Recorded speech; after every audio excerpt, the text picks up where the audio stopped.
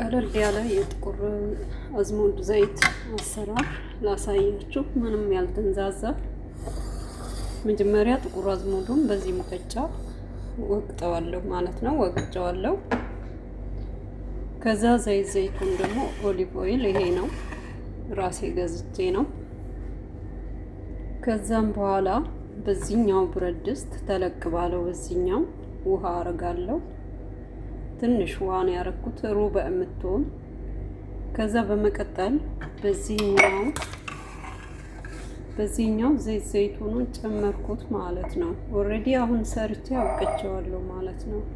እየሰራው ለማሳየት አልተመቸኝም ነበረ። ዘይቱንም በዚህ ያረኩት ማለት ነው። እንደዚህ ውሃው ከታችኛው ብረት ድስት ነው እንደዚህ ያረኩት። በፍጹም አይደፋም።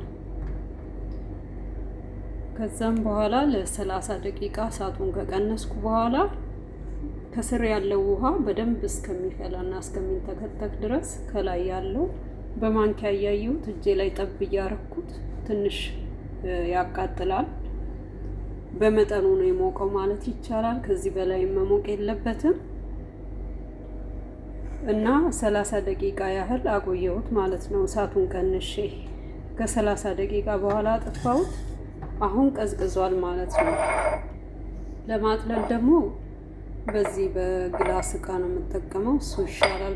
ከፕላስቲክ ግላስ ነው የሚሻለው። ከዛም በኋላ አጠለዋለሁ ማለት ነው። አሁን እዚህ ላይ እንደዚህ አድርጌ አጠለዋለሁ ማለት ነው።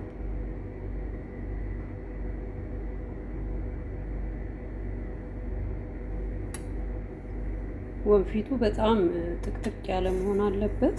ገፈቱ ወደ ውስጥ እንዳይገባ ማለት ነው። ዝቃጩ ወደ ውስጥ መግባት የለበትም ወደ ዘይት ውስጥ።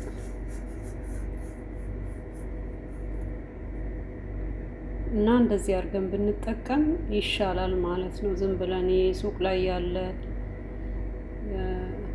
የጥቁር አዝሙድ ዘይት የሚሸጠው እሱ ጥሩ አይደለም።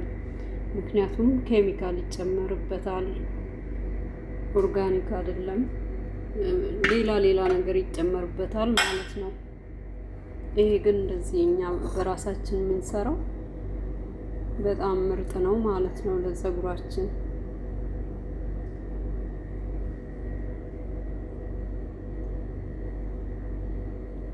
ተደፍቶብኛል። ማጥለያው በጣም ትልቅ ስለሆነ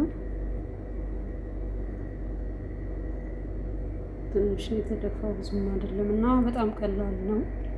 በጣም አጭር ቪዲዮ ነው ማለት ነው። ቪዲዮውን አላንዛዛሁትም እና ሰርታችሁ ተጠቀሙት እላለሁ።